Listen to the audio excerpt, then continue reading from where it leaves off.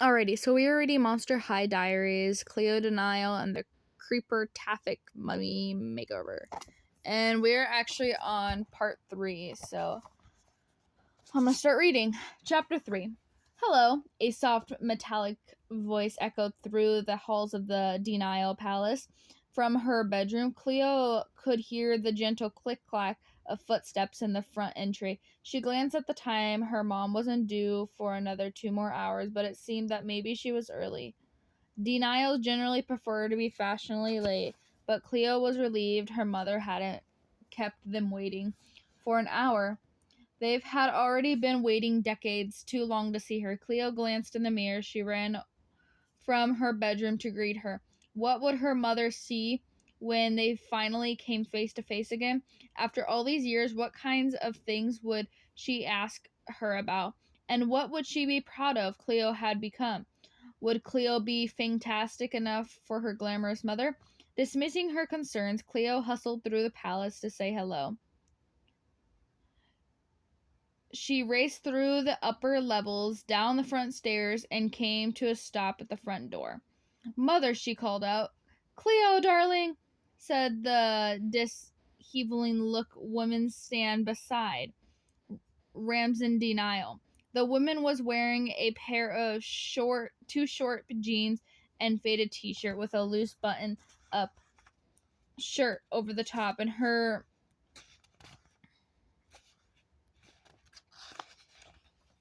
hold on one second, guys. And her hair was pulled back in a simple ponytail. Cleo squinted. Mother, oh darling, the woman said. Her voice was becoming more familiar to Cleo. It is so wonderful to see you again. I have missed you so much. The woman stepped forward and pulled Cleo into a hug that felt strangely familiar. As Cleo let the woman pull her close, she tried to superimpose the memory of her mother on this stranger who was in her house now. Cleo's mother had been tall, just like this woman. The newcomer had dark hair just as Cleo's mother had. But Cleo remembered that her mother's hair had been long and silky, always styled in an elaborate braid with gold headbands and scarves. The mother Cleo remembered was always wearing skirts and dresses, her clothes so weighed down with jewelry and beads that Cleo had wondered something, how she hadn't fallen over during parties and dances. The woman standing before her now was wearing old jeans and a plain button-up shirt. Mother, Cleo whispered again. They looked at each other. Is that you? Cleo's mother laughed. Yes, it is. Much has changed since we last saw each other. Cleo, let's get some snacks. We have much to catch up on. Ramsay Denio put his hand on his wife's arm. He too looked somewhat surprised, but also happier than Cleo had seen him in many years. Clearly, he had seen past of the wrinkled shirts and uncombed hair to a woman he had loved long ago. You must be exhausted from your journey, he said, bowing slightly. Wouldn't you like to take a bath or get changed while the servants prepare our dinner? We usually sit down in our meals at 7. Don't be silly, Ramsay, she said, waving him off.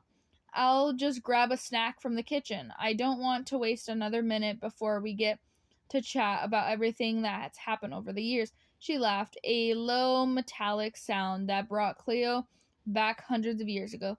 Is it you? Cleo whispered, smiling at her mother. I am well aware that much about me has changed, Cleo's mother said with a smile, but underneath my wrappings, I'm still very, very much the same mummy.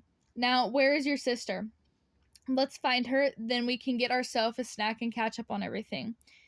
A short while later, Cleo, Nevera, and their father sat stiffly on the edge of the settles and chased lounges.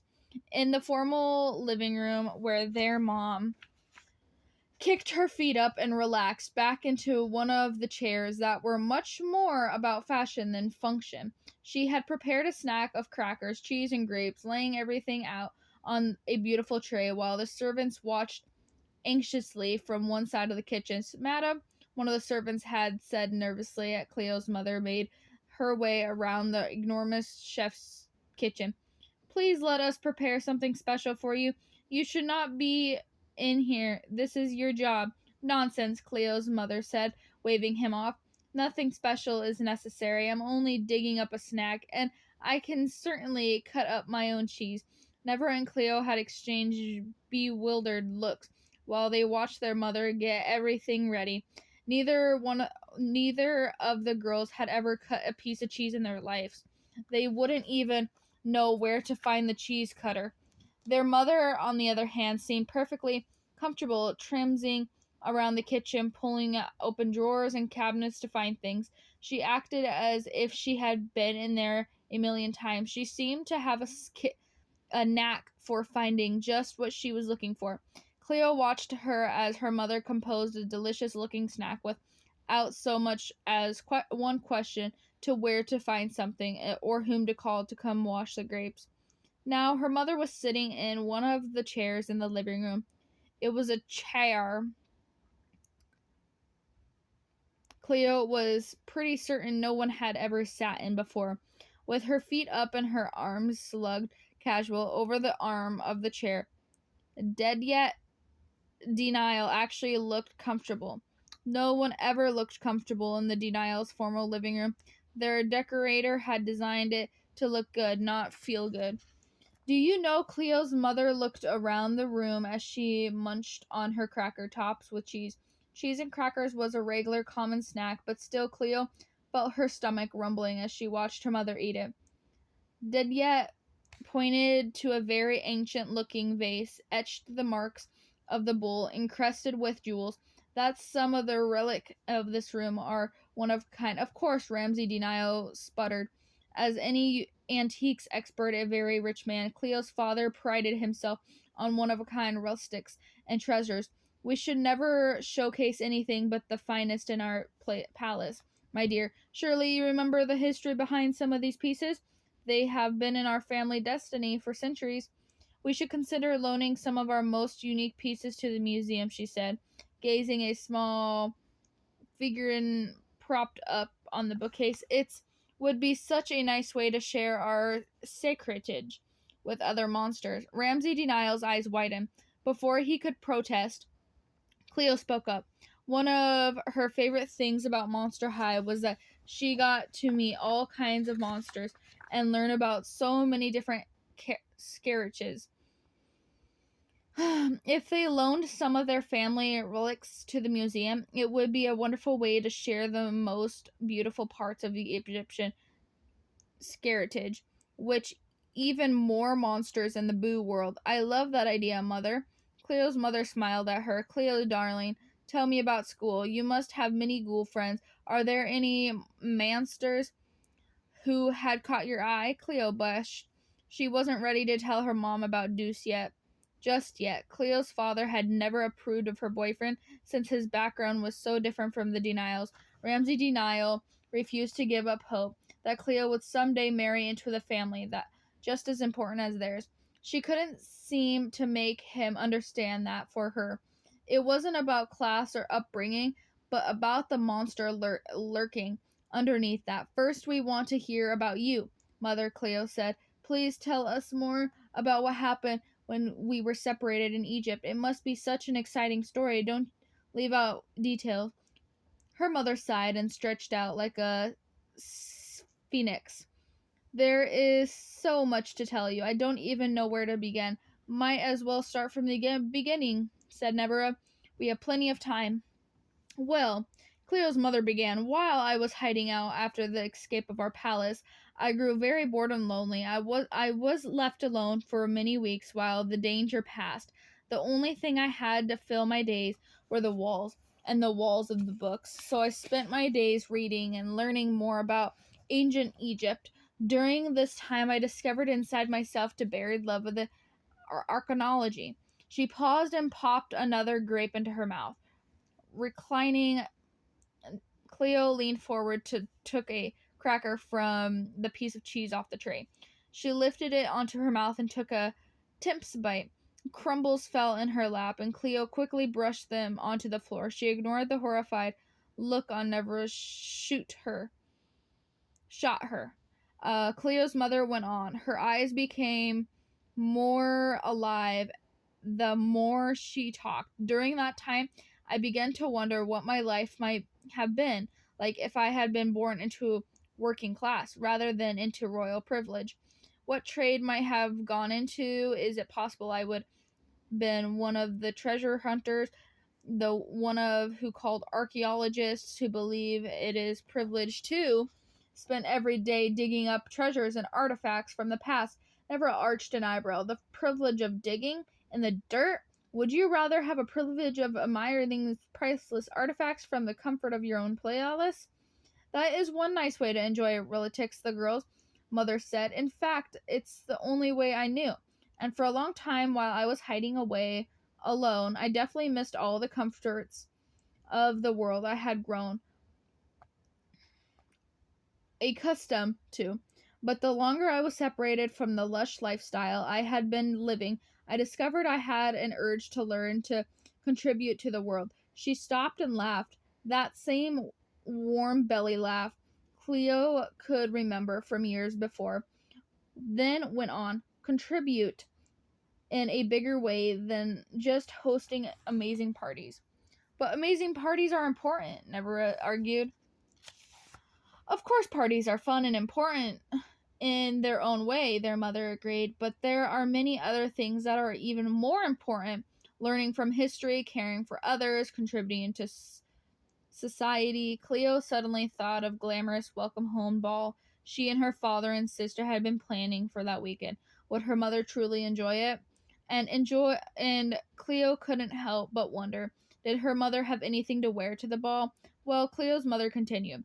When finally I was safe for me to come out of the hiding and rejoin the rest of you, I set out on my journey to the Boo world. But along the way, I came upon a team of archaeologists who needed some help.